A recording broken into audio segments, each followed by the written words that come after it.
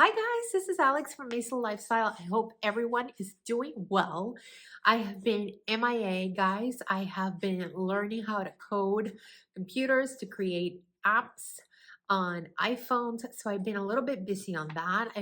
Also been juggling my new schedule. One kid's in school, one kid's out of school, another one's about to graduate next week. My mom is coming from out of town, which I haven't seen since 2018 or 2019 pandemic. Thank you very much. But it's been a little bit busy juggling a million things. But I have been sewing and I can't wait to show you what I have made.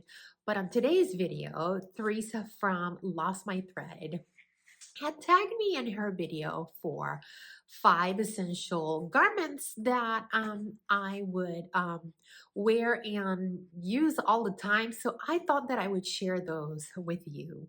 So first things first, guys, I have a t-shirt.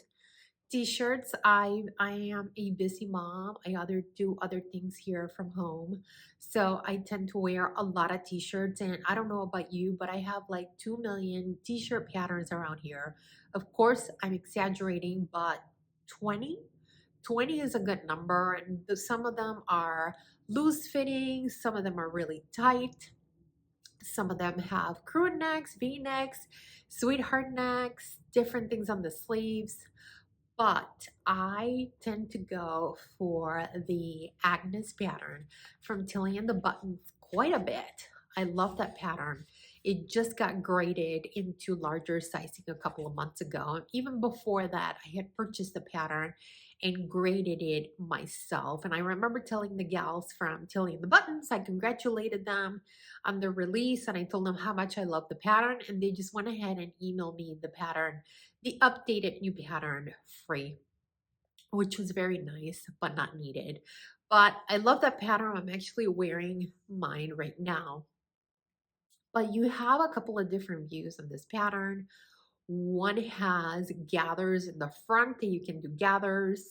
You can also do gathers on the sleeve for a little bit more of like a puff sleeve, or you can keep it like this. Great little pattern to hack if you wanted to make this into a dress. And she has some pictures of this on her Instagram. And as I always do, I'm going to go ahead and link all of these patterns on my blog. And I told myself that I was going to give you guys the pattern that corresponds with some sort of like a big four. Of course, some of these are indie patterns, and I know that they're not inexpensive, right? Sometimes if you're paying 18, 16, $20 for a pattern, I realize it's not cost effective for some people. So I thought that it would be good to give you some of these patterns. So um, my big four pattern for this, I believe, is S9273. I will go ahead and put a picture up of it.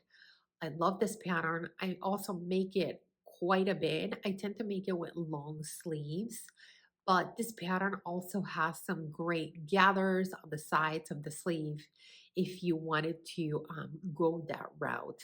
Again, I tend not to put negative ease in my t-shirts. I like a little ease, but I tend to like things slightly a little bit more fitted, that those really boxy t-shirt patterns that you see quite a bit.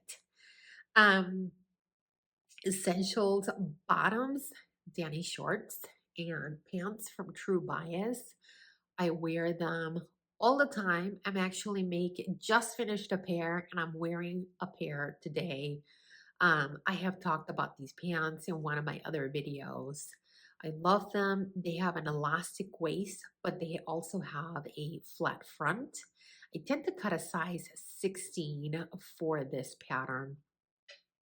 Again, I absolutely love it. And amazingly enough, I have to make no adjustments on the crotch curve on this pattern. Again, absolutely amazing that I don't have to make adjustments, but I don't. They just fit. I usually tend to make them with a slightly either stretch twill, a lyocell twill, or if you guys find gabardine That's another great fabric to use on these. They have a couple of different views, of course, in shorts and also long pants, but I tend to make them mostly in shorts. Um, and I tend to make the ones with the zipper fly. You have one view that's completely elasticated waistband, which are great if you like just completely elastic. But I love the ones that have just a flat front, no pleats. Because guys, who needs pleats in their pants? Especially me. Mm-mm. No, that's not cute. So I tend to go for the flat front with the zipper on these, and I really, really love them. As far as a big four pants pattern that's similar to this, I gotta say, I have yet to find something that I love. There's tons of elastic pants out there, but like bag out pants out there. I don't care for any of that, but I really definitely love these. If there is a pants pattern from the big four that you guys love, can you tell me in the comments below? Because as you guys know, you tell me the pants, you tell me the pattern, and I go look it up right away. So definitely let me know if there is something out there that you love. Also, lander pants get amazing high marks. My only gripe with the lander pants, they do not have extended sizing. And I believe that the landers end at size 18. And the only reason that I'm able to wear those pants is because the side seams have a 1 inch seam to adjust. So if you didn't know about that, there you go. That's the only way that I can get away with wearing those pants. So here's another one, the essential one piece. So for me, it's going to have to be my button down dress. I've made a sew along for this, and this is McCalls 6696. This pattern has been around for a very long time. You have a couple of different views. You have a sleeveless view, you have a long sleeve view, you also have a view where you can make almost like an outer shell, and if you want something in lace, you can do the outer shell in lace, and then the inside with a bias cut, almost like a dress lining. It's a great little pattern to have in your stash. I love it because the inside is fully enclosed. Those seams are enclosed and they look beautiful.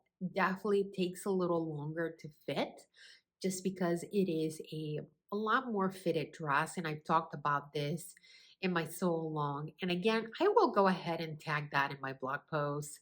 So if you've never made this pattern, go get it. It's a good one. It's a good one to have in your stash. I've made mine in like a stretch denim, but you can make this in a rayon if you wanted something a little bit more breezy, more fun. You can make this in denim. You can make this in a viscose. You can make this in like a really lightweight twill if you wanted to. I've seen those really pretty, kind of like prints that have a little bit more weight to them.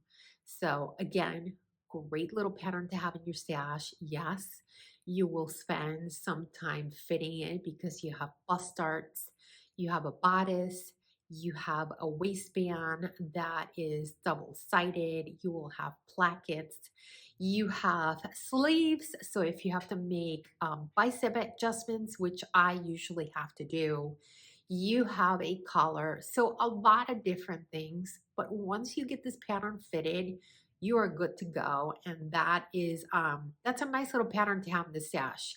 Again, you can make it into a casual dress, or you can dress it up and make it into something a little bit nicer. So I highly recommend this pattern.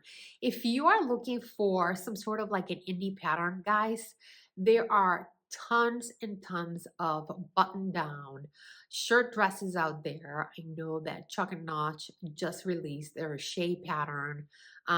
It looks beautiful. I just looked at the pattern and said, my goodness, I have so many things similar to this. So for this time around, I'm going to pass on that.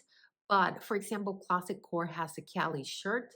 and shirt dress. She has an expansion pack for sleeves. So if you wanted something like that in an indie pattern, I know that True Bias also has the Shelby dress. She has a Southport dress. So they are out there. Some beautiful dresses that, again, you can dress up, or depending on the fabric that you use, or you can dress them down. So, and I think this pattern has been around for quite some time, 2016, something like that. It's an old one. And as I said, I made a sewing along for it. Essential layering piece. Wow. I thought about this one too. And I really wanted to put things that I use on a day-to-day basis that I do. I use all the time. So I thought about the True Bias Marlo sweater, which is really a cardigan. We can't call this a sweater, but it's a great layering piece. I use mine all the time. I've even made it into a kind of like a sweater and cardi set with the Zoe top from True Bias to also for that coastal grandma kind of look. So a great one. As far as a and also her sizing goes for True Bias for this. There's two different size ranges, two different patterns based on the size ranges and cup sizes. But I believe it goes from like 0 to 30 on this. It is oversized. I do have to make some adjustments to the pattern, to the cup size, and also to the length. But that's about it. If you wanted some sort of pattern, that under the big four, I would definitely say look at Simplicity 9273. It is a very oversized, and the length in this is very long, but it's pretty darn close. So definitely take a look at that. There are a few others that I have looked at, but I've never made. Probably because I love my Marlo cardigan, so I've just stopped looking.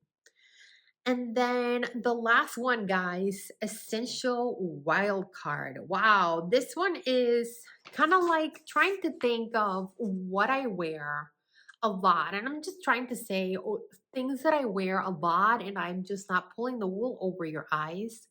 I would have to say I don't wear jumpsuits just because the way that I move about my day. I mean, I work out in the morning, I go for walks, I walk my dogs, I'm either cleaning the house or sewing or studying or doing something else. So jumpsuits are really not something that are comfortable for me, but I do wear a lot of knit dresses, perhaps with a jacket over it, with a cardigan over it, with a pair of Keds. So I thought about one of my favorite knit dresses, and that's McCalls 7967. I love that dress. I know that Mimi G did a sew along for it, but it's a quick one to make, and I usually give it a little bit more ease just because I don't like tight knit dresses like some people do. Hey, if you have the body for it, go for it. But I tend to give myself a little bit of ease on some of those knits, and I love this. Again, it has some sort of a gathers, so you get a little bit of a sweetheart neckline, and I tend to leave a slit on the sides. Super comfortable. I tend to make this in a double brush knit. If I find a double brush knit that I love, I usually just grab two yards of it and set it off to the side, and eventually I make myself one of these dresses, and I have quite a few in my wardrobe for this pattern, probably because I use it quite a bit. Another wild card that I used quite a bit, the Zoe dress from True Bias. And I was just kind of like looking at all of these. I'm like, oh my God, I wear a lot of True Bias. And I do. A lot of her pieces are a lot of just like a lot of essential pieces that you can mix and match and wear it in different ways. So, guys, what are your essential patterns that you absolutely love? That it feels that every time you make it, that you are just stealing away because you have made the pattern so many times. Definitely let me know in the comments below. And guys, don't forget this weekend that a Butterick and Vogue patterns are for sale on Joann's, and I know that the simplicity.com website, which I haven't talked about in the channel, but perhaps I should, is also having a sale under patterns, including Berta, until June 11th, which seems to be sometime next week. All right, guys, I will see you next time.